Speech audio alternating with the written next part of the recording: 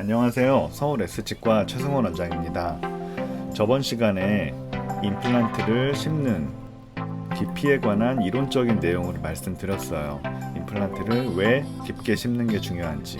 근데 이제 내용을 쭉 보시면 아시겠지만 무조건 깊이 심는 게 중요한 게 아니고 임플란트가 오랫동안 잘 기능을 할 수 있게 하기 위해서 남아있는 잇몸의 두께 최소 3mm를 확보해 주는 게 중요하다라는 말이 이제 핵심이라는 걸 다시 한번 말씀드리고 싶고요.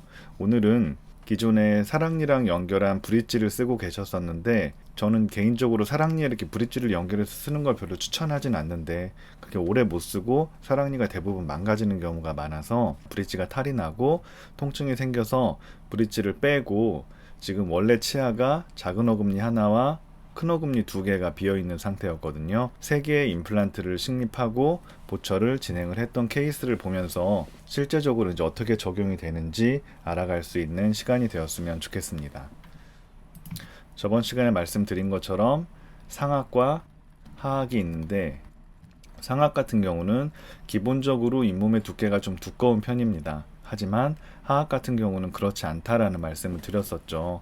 일반적으로 제가 이제 실제 임상에서 임플란트를 심고 하면서 경험한 바로는 상악은 기준이 되었던 3mm의 두께가 넘어가는 것 같아요. 평균적으로 보면. 근데 하악 같은 경우는 되게 얇아진 경우가 많아서 두께가 많아야 1mm 정도, 그 정도밖에는 안 나오는 것 같습니다. 이게 이제 제대로 기능을 하기 위해서는 또 치아의 형태가 좀 더 생물학적으로 친화적이고 좀 더 예쁜 모양이 나올 수 있게 하려면 최소한 잇몸의 두께가 3mm 정도가 필요하다라는 말씀을 계속 드렸었는데 그렇게 하기 위해서는 잇몸의 두께가 1mm라고 치면 결국 3mm를 얻기 위해서 뼈 밑으로 2mm 정도 더 들어갈 수 있게 임플란트를 심어야 된다는 결론이 나오겠죠. 이분은 실제로 좀 더 깊이 임플란트를 식립을 했어요. 아래턱에 임플란트를 심을 때 가장 주의해야 될 해부학적 구조가 이렇게 흰색 선으로 보이는, 이제 갈수록 투명해져서 안 보이는데 이게 이제 마음의 눈으로 보면 보입니다. 그래서 이렇게 쭉 가는 하치주 신경이라는 신경이 지나가는 길이 있는데 결국 이 신경까지의 거리를 잘 체크해서 만약에 신경까지 거리가 예를 들어 어중간하게 한 12mm 정도 나온다. 그러면 저는 여기다가 10mm짜리 임플란트를 심지 않고요. 8.5나 뭐 8mm 정도 되는 거를 좀 더 깊이 심는 쪽을 선택을 합니다. 그 편이 장기적으로 사용하면서 훨씬 더 예후가 좋고 뼈도 안정적으로 유지가 되고 또 여러 가지 장점이 많기 때문이죠. 자, 이 사진은 실제 입안에 임플란트를 식립하고 난 모습입니다. 아무래도 치아가 상실되고 오랜 시간이 지나다 보니까 뼈가 굉장히 얇아졌어요. 얇아졌기 때문에도 깊이 심는 게 더 의미가 있고요. 아까 말씀드린 잇몸의 두께를 위해서도 좀 깊이 들어가야죠. 원래 뼈의 높이는 여기인데 보시면 임플란트가 한참 밑에 여기 이렇게 위치하고 있는 것을 볼 수가 있죠. 확인이 충분히 될 거라고 보이고요. 잇몸의 두께가 굉장히 얇아서 지금 남아있는 뼈에서 최소 2mm 이상 밑으로 더 깊이를 넣었습니다. 임플란트 식립 후에 뼈가 얇아져 있기 때문에 이 부분은 이제 뼈 이식을 추가로 하게 됩니다.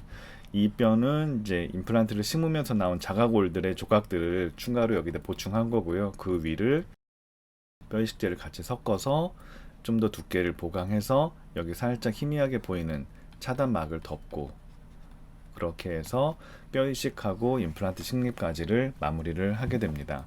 임플란트가 장기적으로 이제 오랫동안 뼈 흡수 없이 기능을 하려면 임플란트 주변으로 최소한 2mm 이상의 뼈가 필요하거든요. 그래서 이런 데는 이제 얇아져 있기 때문에 이런 데가 지금은 괜찮아 보이지만 시간이 지나면서 임플란트 기능을 하고 힘을 받게 되면 뼈가 2mm가 채 안 되는 뼈들은 녹아내릴 가능성이 있기 때문에 그런 부분들을 최소 2mm의 뼈를 확보하기 위해서 보강을 해주는 과정이 꼭 필요하게 됩니다. 인터넷에서 보면 뭐 뼈 이식이 필요 없다 이런 동영상들도 많이 제가 보곤 하는데 뼈 이식은 필요 없는 게 아니고요. 장기적인 임플란트의 성공을 위해서는 반드시 필요한 술식입니다.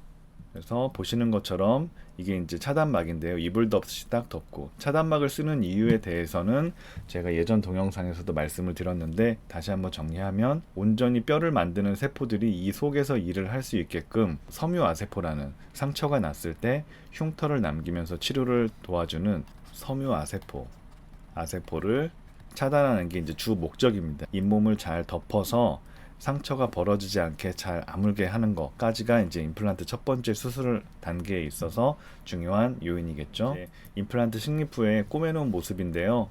한 땀 한 땀 되게 정성껏 이제 꼬매게 됩니다. 제가 뭐 그전에도 말씀드렸지만 저는 이제 수술할 때 가장 중요한 게 물론 임플란트를 식립하고 뼈 이식을 잘 하고 하는 것도 물론 중요하지만 또 남아있는 마지막 집중력을 잘 써서 봉합을 신경 써서 하는 게 그 수술 단계에서 굉장히 중요한 작업이기 때문에 이제 봉합에서 신경을 써서 이제 잘 덮어놨고요.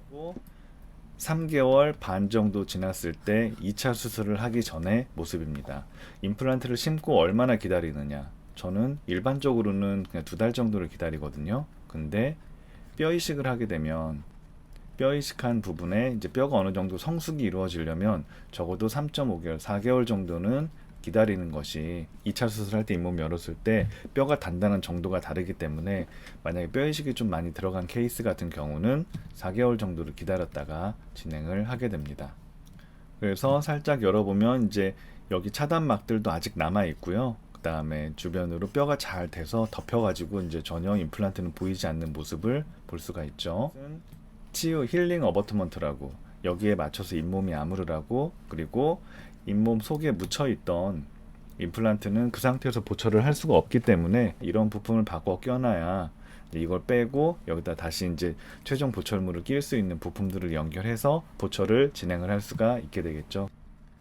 2차 수술도 다른 이름이 있으면 좋겠는데 어쨌거나 잇몸을 살짝 열고 조그만 뚜껑을 빼고 좀 긴 뚜껑으로 바꿔 껴서 잇몸 밖으로 임플란트를 노출시키는 과정이 필요한데 이 과정은 정말 한 5분 정도면 끝나거든요.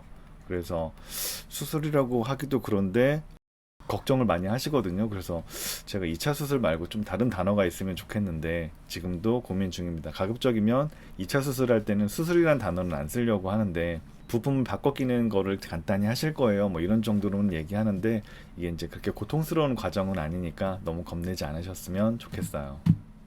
최종 지르코니아 크라운을 이렇게 컴퓨터로 스캔하고 마무리를 했습니다.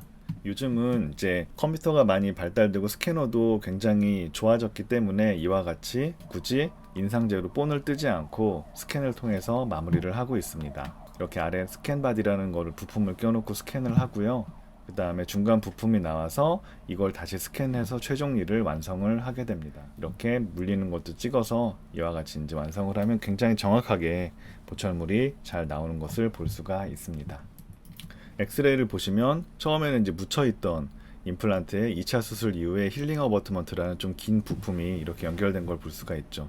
뼈의 높이는 여기 이렇게 있고요. 항상 깊게 들어가는 게 중요한 게 아니고 잇몸에 지금 잇몸으로부터 임플란트의 이 높이가 어느 정도 떨어져 있느냐, 적어도 3mm 이상은 떨어져 있어야 보철물을 만들 수 있다. 그리고 장기적으로 뼈가 잘 안정적으로 유지되면서 기능할 수 있는 보철물을 만들 수 있다라는 말씀을 드렸었고, 최소한 잇몸 두께를 3mm 유지하기 위해서 좀 깊게, 아래턱 같은 경우는 좀 깊게 심는 편이고요. 윗턱은 잇몸의 두께가 기본 3mm 이상은 나오기 때문에 그냥 뼈 높이에 맞춰 심더라도 장기적으로 기능하는데 크게 문제는 없었습니다. 치료가 끝나고 이와 같이 뼈가 이렇게 있고 여기에 이제 임플란트가 이렇게 딱 들어가 있을 때 안심이 되고, 아, 얘는 이제 오랫동안 잘 쓸 수 있겠구나. 그리고 임플란트 직경이 이렇게 얇은데 크라운은 되게 크잖아요. 이거를 깊이가 어느 정도 있어야 부드럽게 이런 각도를 유지하면서 치아를 만들 수가 있거든요. 너무 잇몸의 두께가 얇으면 급격하게 커져야 되기 때문에 잇몸에도 안 좋고 시간이 지나면서 뼈가 녹는 그런 일들이 자주 발생을 하게 됩니다. 그래서 오늘은 임플란트 깊이에 관한 내용에서 깊이 심는 게 나쁜가요? 라고 물었을 때 저는 아니다라고 자신 있게 말씀을 드릴 수가 있겠고, 그 깊이를 깊게 심는 이유에 대해서 쭉 설명을 한번 드려봤습니다. 뼈는 여기 있는데 임플란트가 저 밑에 이렇게 들어가 있다. 그거 절대 잘못된 거 아니니까 너무 염려들 하지 마시고요. 좀 더 오래 쓸 수 있는 보철을 하기 위해서 그렇게 했다라고 이해를 하시면 좋겠습니다. 그리고 깊이가 있고 잇몸의 두께가 어느 정도 있는 편이 이 보철물을 만드는 과정에서나 혹은 또 장기적인 예우에서나 유리한 부분이 훨씬 많기 때문에 이렇게 이제 임상을 진행한다라고 이해를 해주시면 되겠습니다. 오늘도 이렇게 시청해 주셔서 감사드리고요. 서울 S치과 최성원 원장이었습니다. 감사합니다.